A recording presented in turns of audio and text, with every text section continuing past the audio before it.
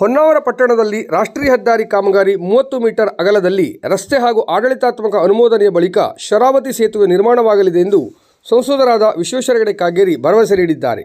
ಪಟ್ಟಣ ಪಂಚಾಯಿತಿ ಆವರಣದಲ್ಲಿ ಸಾರ್ವಜನಿಕರೊಂದಿಗೆ ಪಟ್ಟಣದ ಹೆದ್ದಾರಿ ಸಮಸ್ಯೆ ಆಲಿಸಿದರು.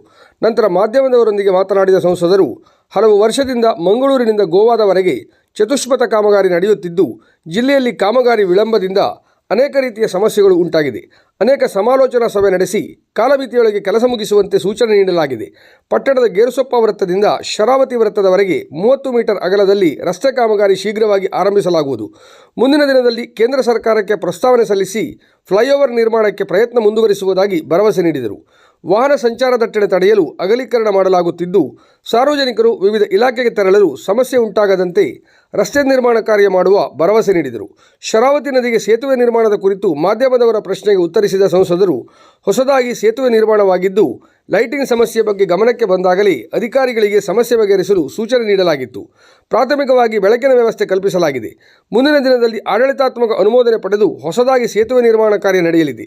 ಕಾರವಾರದ ಕಾಳಿ ಸೇತುವೆ ಪುನಃ ನಿರ್ಮಾಣವಾಗಲಿದೆ ಎಂದರು. ಶರಾವತಿ ನದಿಗೆ ನಿರ್ಮಿಸಿದ ಹಳೆ ಸೇತುವೆ ಮೇಲೆ ದ್ವಿಚಕ್ರ ವಾಹನ ಸಂಚಾರಕ್ಕೆ ಅನುಮತಿ ಬಗ್ಗೆ ಜಿಲ್ಲಾಧಿಕಾರಿಗಳು ಹಾಗೂ ಸಂಬಂಧಿಸಿದ ಅಧಿಕಾರಿಗಳೊಂದಿಗೆ ಚರ್ಚಿಸಿ ತೀರ್ಮಾನ ಕೈಗೊಳ್ಳುವ ಭರವಸೆ ನೀಡಿದರು.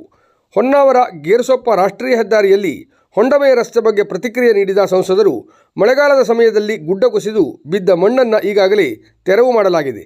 ರಸ್ತೆ ಪಕ್ಕ ಮಣ್ಣು ಹಾಕಿ ನಂತರ ಮರು ಡಾಂಬರೀಕರಣ ಆಗಲಿದೆ ಎಂದರು. ಸಾಮಾಜಿಕ ಕಾರ್ಯಕರ್ತರಾದ ರಘುಪೈ ಮಾತನಾಡಿ, ಹೊನ್ನಾವರದ ಸಮಸ್ಯೆ ಬಗ್ಗೆ ಸಂಸದರ ಗಮನಕ್ಕೆ ತಂದಾಗ ಸಕಾರಾತ್ಮಕ ಸ್ಪಂದಿಸಿ ನಮ್ಮಲ್ಲಿಯೇ ಬಂದು 30 ಮೀಟರ್ ಅಗಲದ ರಸ್ತೆ ನಿರ್ಮಾಣದ ಹಾಗೂ ಸೇತುವೆ ನಿರ್ಮಾಣದ ಕಾರ್ಯದ ಬಗ್ಗೆ ತಿಳಿಸಿದ್ದಾರೆ.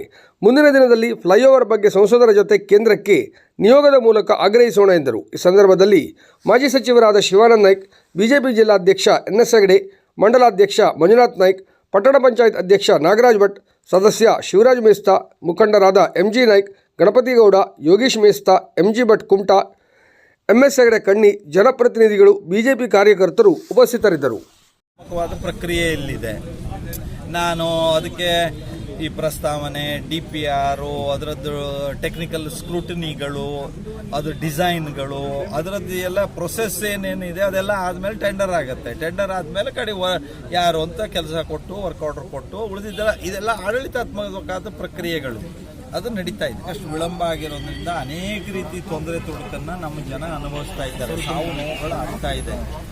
ಈ ಎಲ್ಲ ಹಿನ್ನೆಲೆಯಲ್ಲಿ ಈ ಯೋಜನೆಯನ್ನು ತ್ವರಿತವಾಗಿ ಮುಗಿಸಬೇಕು ಅಂತ ನಾನು NHAI ಅಧಿಕಾರಿಗಳೊಂದಿಗೆ ಅನೇಕ ಸಮಾಲೋಚನಾ ಸಭೆಗಳನ್ನೆಲ್ಲ ನಡೆಸಿ ಅದಕ್ಕೆಲ್ಲ ಕಾಲಮಿತಿಯೊಳಗೆ ಏನೇನು ಕೆಲಸ ಮಾಡಬೇಕು ಅನ್ನೋದನ್ನೆಲ್ಲ ಸೂಚಿಸಿದ್ದೇನೆ. ಈಗ ನಮ್ಮ ಹೊನ್ನಾವರದ ಶಹರದ ಮಧ್ಯದಲ್ಲಿ ಹಾದು ಹೋಗುವಂಥ ಈ ರಾಷ್ಟ್ರೀಯ ಹೆದ್ದಾರಿಯಿಂದ ಜನಜೀವನಕ್ಕೆ ಈಗಾಗಲೇ ಸಂಘಟಕರು ಹೇಳಿದಂತೆ ನಿಜವಾಗಿ ಬಹಳ ದೊಡ್ಡ ತೊಂದರೆ ಆಗ್ತಾ ಇದೆ. ಆ ಹಿನ್ನೆಲೆಯಲ್ಲಿ ಈಗ ನಾನು 30 ಮೀಟರ್ ಅಗಲಕ್ಕೆ ಹಿಂದೆ ನಿರ್ಣಯ ಆದಂತೆ ನಾವು ರಸ್ತೆಯನ್ನು ನಾವು ಮಾಡ್ತೇವೆ. ಮುಂದಿನ ದಿನದಲ್ಲಿ ಒಂದು ಪ್ರಸ್ತಾವನೆಯನ್ನು ಈ ಕೇಂದ್ರ ಸರ್ಕಾರಕ್ಕೆ ಏನು ಕಳಿಸಿದ್ದೇವೋ ಅದರ ಮಂಜೂರಾತಿಗೆ ಬೇಕಾದಂತಹ ಎಲ್ಲ ಪ್ರಯತ್ನವನ್ನು ನಾನು ಮಾಡಿ ಮುಂದಿನ ದಿನದಲ್ಲಿ ಒಂದು ಫ್ಲೈಓವರ್ ಮಾಡಿಸೋದಕ್ಕೆ ಸಹ ನನ್ನದೆಲ್ಲ ಪ್ರಯತ್ನವನ್ನು ನಾನು ಮಾಡ್ತಿದ್ದೇನೆ. ನಿರ್ಮಾಣ ಆಗಿದೆ. ಅದಕ್ಕೆ ಲೈಟಿನ ತೊಂದರೆ ತೊಡಕುಗಳಿತ್ತು. ಈಗ ಅದನ್ನು ಲೈಟು ಹಾಕಿದ್ದೀವಿ. ಈಗ ನಿಮಗೆಲ್ಲ ಅದನ್ನು ನೋಡಿದ್ದೀರಿ. NHAIದವರು ಅದರ ವ್ಯವಸ್ಥೆಯನ್ನು ಮಾಡಿದ್ದಾರೆ. ಈಗ ಅಲ್ಲಿ ಪ್ರತ್ಯೇಕವಾಗಿ ಇನ್ನೊಂದು ಬ್ರಿಡ್ಜನ್ನು ನಾವು ಮಾಡುವಂಥ ಪ್ರಸ್ತಾವನೆ ನಮ್ಮ ಮುಂದೆ ಇದೆ. ಅದು ಈಗ ಆಡಳಿತಾತ್ಮಕವಾದಂತಹ ಅದು ಪ್ರಕ್ರಿಯೆಗಳಲ್ಲಿ ಇದೆ, ಬೇರೆ ಬೇರೆ ಹಂತದ ಪ್ರಕ್ರಿಯೆಗಳಲ್ಲಿದೆ. ಮುಂದಿನ ದಿನದಲ್ಲಿ ಅಲ್ಲಿ ಇನ್ನೊಂದು ಬ್ರಿಡ್ಜು, ಶರಾವತಿ ಬ್ರಿಡ್ಜು ಇಲ್ಲಾಗತ್ತೆ. ಅಲ್ಲಿ ಕಾರವಾರದಲ್ಲಿ ಕಾಳಿ ಬ್ರಿಡ್ಜು ಸಹ ಇನ್ನೊಂದು ನಾವು ಮಾಡ್ತೇವೆ. 2 ಹೊಸ ಬ್ರಿಡ್ಜ್, ದೊಡ್ಡ ಬ್ರಿಡ್ಜು, ಸಣ್ಣ ಸಣ್ಣ ಬ್ರಿಡ್ಜ್ ಬೇರೆ ಬೇರೆ ಕಡೆಗೆ ಬೇರೆ ಬೇರೆ ಇದೆ, ಕುಮಟಾದಲ್ಲಿ ಬೇರೆ ಬೇರೆ ಕಡೆಗೆ. ಬಟ್ 2 ದೊಡ್ಡ ಬ್ರಿಡ್ಜ್ಗಳನ್ನು ನಾವು ಮಾಡ್ತೇವೆ. ನಾವು ಸತತವಾಗಿ ಈ ಫ್ಲೈಓವರ್ ಬಗ್ಗೆ, ಫ್ಲೈಓವರ್ ಒಂದೇ ಅಲ್ಲ, ನಮಗೆ ಫ್ಲೈಓವರ್ ಒಂದೇ ಸೊಲ್ಯೂಷನ್ ಅಲ್ಲ. ಇಲ್ಲಿಂದ ಹೊನ್ನಾವರ ಜನತೆಗೆ ಇಲ್ಲಿ ತಿರುಗಾಡಲಿಕ್ಕೆ ರೋಡು ಆಗಬೇಕು. ನಮ್ಮದು 90% ಆಫ್ ದಿ ಗೌರ್ಮೆಂಟ್ ಆಫೀಸ್ ನಮ್ಮ ಹೈವೇಸಲ್ಲಿದೆ.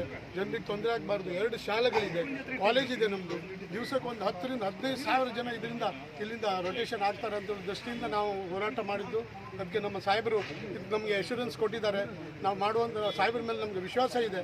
ಆ ವಿಶ್ವಾಸವನ್ನು ಗಟ್ಟಿ ಮಾಡಿ ಇಟ್ಕೊಂಡು ಅವ್ರು ನಮಗೆ ಏನು ಹೇಳಿದ್ದಾರೆ, ಈಗ ಬದಲಿ ವ್ಯವಸ್ಥೆ ಮಾಡಿಕೊಡ್ತಾರೆ ಅಂತ ಹೇಳಿದ್ದಾರೆ. ಆ ವ್ಯವಸ್ಥೆಯನ್ನು ನಾವು ಸ್ವೀಕಾರ ಮಾಡುವ ಮತ್ತು ಮುಂದಿನ ದಿನಗಳಲ್ಲಿ ನಾವೆಲ್ಲರೂ ಕೂಡಿ ಸಾಹೇಬರ ಹತ್ರ ಒತ್ತಾಯ ಮಾಡಿ ನಮಗೆ ಇಲ್ಲಿ ಫ್ಲೈಓವರ್ ಆಗುವಂಗೆ ಅವರು ಮಾಡಿಕೊಡ್ಬೇಕು ಆ ವಿಶ್ವಾಸವನ್ನು ಅವರು ಹೇಳಿದ್ದಾರೆ.